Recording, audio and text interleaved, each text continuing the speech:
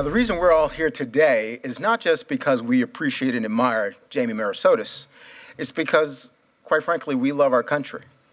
And we understand what it means for us to be competitive in this new, evolving global environment. And that's exactly what America Needs Talent is all about. Klaus Schwab wrote a piece where he basically said, we are no longer in an era in which capital is the most important factor of production, if you remember your Marx way back. It's talent that is the most important factor of production. And he actually said this is an era of talentism. We are in a global era in which talent is the single most important factor in terms of adding value. And Jamie's book is filling that need, right? I mean, the point of this book is not only we need talent, but he's telling us how to get it. Part of his prescriptions are an overhaul of our immigration system. And indeed, we are all immigrants, right? That is the story of America. And my mother's Belgian, so I grew up very strongly with this feeling that, this is a country that reflects the world. That's an important piece, but the rest of this book doesn't say we need it from outside. It says we've got talent right here. We've got talent right here in Washington, D.C. We've got talent all across the country that is simply not being developed. Bravo. It is really a fabulous achievement, and I should tell you, it's an immensely readable book. This book is a vision that takes the rise of education forward, both for equity and efficiency reasons. And what I mean by that is that what's at stake here, and what makes this book different from a lot of the others I'm reading on higher education, all of which are good and have taught me a substantial amount of humility, is that this answers the question, higher education for what?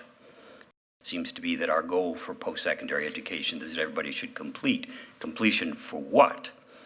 This answers that question. And the answer in the book is essentially to revive and rejuvenate ourselves as a world power in technological terms, and to preserve and advance our culture in the world, and to give us a reputation deserved in the world. It's a book that talks about individuals and their opportunity, about equity or fairness, a basic American idea. And what it says about that, with which I agree, is that we've come to a pass in our history where our social contract depends very much on getting access to post-secondary education and training. Higher education has become the keystone between our democratic impulse for equality or upward mobility and a capitalist system that ensures that we will be unequal. Jamie, it's great to be here with you. Thank you. I was listening to all that. You sound like just a wonderful human being. It's all true. It's all true. Such an honor. What is the definition of talent that you're actually using? So, in the way I think about this is talent is essentially what happens when knowledge and skills and abilities are honed by things like education and experience in ways that impact the individual and impact us as society. The best way to think about this is that it's this combination of things. Innate ability certainly is one element of this. I've learned this from people like Jim Clifton, the CEO of Gallup, who's here. But innate ability describes only one element of what talent is about. It's actually what you cultivate, what you develop, what you produce as a result of your experiences, your education, the other things that you do. And the net result not only impacts your life, your career, your well-being, but it impacts all of us as society. Talent is really the outcome, right? It's the net result of what we get from things like higher education or urban policy or immigration or what have you. I think it's very important for us to understand. It's not that these other things aren't important. They're very important. I've committed my life to education. But what I care most about is what we get from these things, because it's what's going to make individuals better and make us more prosperous as a country. How do you distinguish talent and skills? Look, I think skills is a subset of talent. I think talent is the sort of accumulation of the knowledge and the skills and the abilities and the values and the personal traits, et cetera, that you actually get from that combination of innateness and what's actually developed through those various things. To me, the issue of innate ability, I think, is one that as a society we've overemphasized, whether it's in these TV shows where you dance and sing, or whether Like it America's is Got Talent. exactly, or whether it's this notion that we all could be Bill Gates or Mark Zuckerberg if we just sort of apply ourselves and use the innate ability that we have in a way that's going to create this transformational change. And so this idea of simply developing the innate abilities is not enough. The innate abilities have to be combined with all of these other things in a way that's actually going to produce the outcome for that person that makes a difference. Individuals who are talented make us better off as a society, that we actually get these market and non-market benefits from talent that are quite extraordinary. You can measure it in monetary terms. You can describe it in ways that aren't simply just we're better off, we're healthier, we're a better democracy. There are ways that you can actually concretely describe this. One of the things about the way people intuitively view immigration in particular is that talent at that level is a zero-sum game. Right.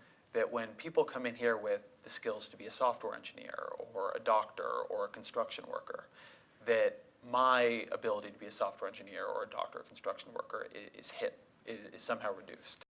The issue, I think, of immigration is obviously one of the most polarizing issues that we have in American society today, and I'm very worried about it. I think immigration has been a part of the strength of the United States for much of our history. And we went through this in the 20th century in these different waves. We had these waves where we were welcoming to the Greeks and the Poles and the Italians, et cetera. We also had these very onerous immigration restriction laws like they did in 1924, where in fact we closed the doors because of prejudice, because of fear. I think we are in a similar environment right now, which is this view that it's a zero-sum game, that if in fact we recruit a doctor or a high-tech engineer, or for that matter, someone who is on the lower end of the scale, that in fact that person supplants, replaces someone else in our society.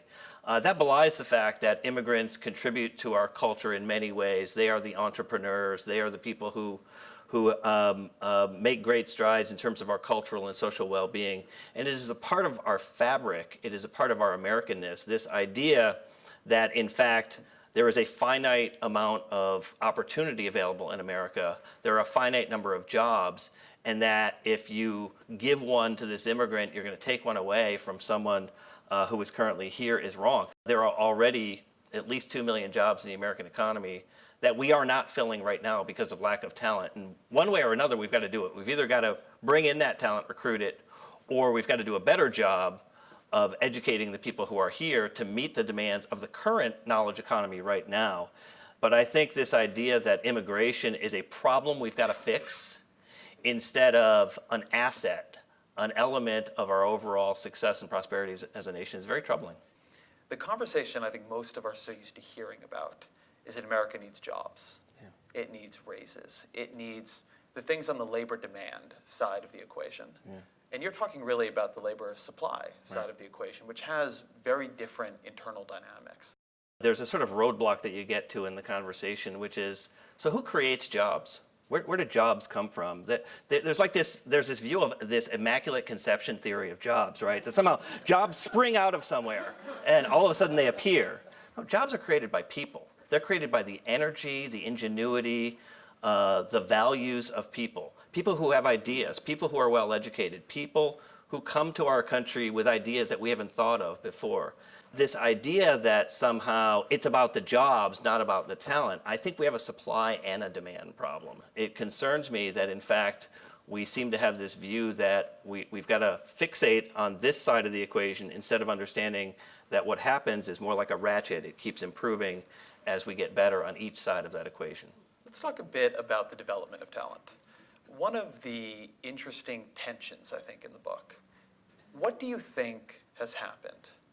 That we've gone from a system where everybody agrees, looking back in the 20th century, that American higher education was a tremendous engine of talent and skill and human resource development. What do you think changed? What is the inflection point? This system was sort of built for a model where you could educate an elite class, using this particular delivery model and essentially get the outcomes that you need. That combined with the fact that the cost of production keeps going up and up and up, there is a serious problem with how we're producing the product. We've got to figure out a better way to deliver it in a more affordable way, and at the same time, recognize that labor markets and individuals are both saying, we're not 100% sure what we're getting out of this thing anyway. When you add all that up with the fact that we don't really know what people actually know and can do with their college degrees, I think we got to this point of what I would describe as a crisis for American higher education. It's a pivot point. It is a point beyond which I think as a sector, higher education is crazy to hope for the good old days. It better redesign itself. Here we talk about sort of America needs talent. And one of the things you talk a lot about is the handover from innate ability to skills development. How do we deal with the sort of motivational side of that, right? Because that's a crucial intermediary in that handover. To me, motivation is something that's got to be part of the overall equation of what we're focused on in seeking ways to better enhance talent in the country. So being able to, for example, explain through information systems what we do in higher education and what kind of results we actually produce, sort of pull back the veil, be more transparent, actually explain what are our outcomes, what do students know, what are they able to do, how do you actually describe that?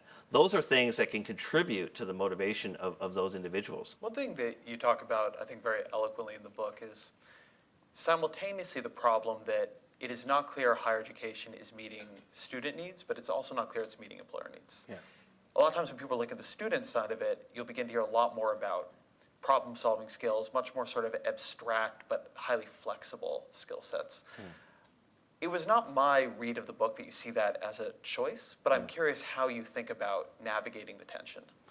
More and more of the employer surveys actually say that what they're seeking in their employees is this sort of durability, and the durability comes from their ability to be critical thinkers, problem solvers, communicators, the ability to work in teams, to be adaptable. We aren't really clear on what we're expecting from the higher ed system.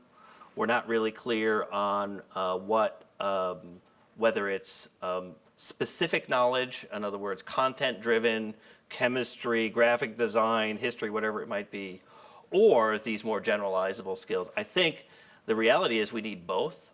And what employers are often saying to us is that we need people with those generalizable skills, and then we can help them develop the more specific content-driven skills. If you are successful in life, if you are a good critical thinker and problem solver and communicator and someone who can work in teams, you're an effective participant in our democracy, you do well in your family, those are the things that are going to make you successful in work. One of the things that you recommend in the book is the formation of a Department of Talent. Previous attempts to roll up a lot of agencies in a single roof have not always gone well. Explain why you think this would work better. I think this idea of talent, that is a Department of Talent, sends a very different signal, both to our fellow citizens and to our international competitors about what our government's interest is. Our government isn't interested in the process of labor, the process of education. It's interested in the outcome. It's interested in the fact that we need talent as a society, and government's going to invest its limited resources in recruitment, development, and deployment in ways that are going to make a difference. How do you think about, in a world where we do need to focus aggressively on developing the best of our human capital, how do you think about creating a decent society for those who are, no matter what, going to struggle more in the coming economy? A Department of Talent sends a different signal to those populations. We're going to invest in your talent as an individual, and even if you are coming from modest circumstances, as I did as a Pell Grant recipient and first-generation college student, sending a signal to people like that government is going to invest in and support your talent from an educational perspective, from a labor deployment perspective. It's going to help recruit the talent that we need to fill in the gaps that we don't have across that continuum of talent needs for the country. I think, in fact, it sends a very positive signal to them. Your book is heavily about systemic prescriptions and diagnoses. Yes. But for a parent reading it, how do they think about talent development? How do they think about what it means to help their child develop their talents and become sort of as fully rounded a person as they can be? I think, I hope that parents and individuals who might be thinking about these issues should walk away from this understanding that my child, or in many cases, my own life, their future is going to depend on talent. That talent is actually what's going to make their life better, because they are going to be more effective in terms of their ability to seek employment, to move up that career ladder, to have, be an effective participant in democracy, to be more successful in life and raising their family, et cetera. And I hope that those individuals will look at this book as a source of inspiration for the fact that the people who are thinking big ideas to try to create the change that the country's facing, that desperately needing, that those people don't have an absence of ideas. There are actually some new ideas, some bigger ideas out there that can actually create change. And this idea of talent, this is about me. This is about my future, and my future could actually impact the rest of the country as well.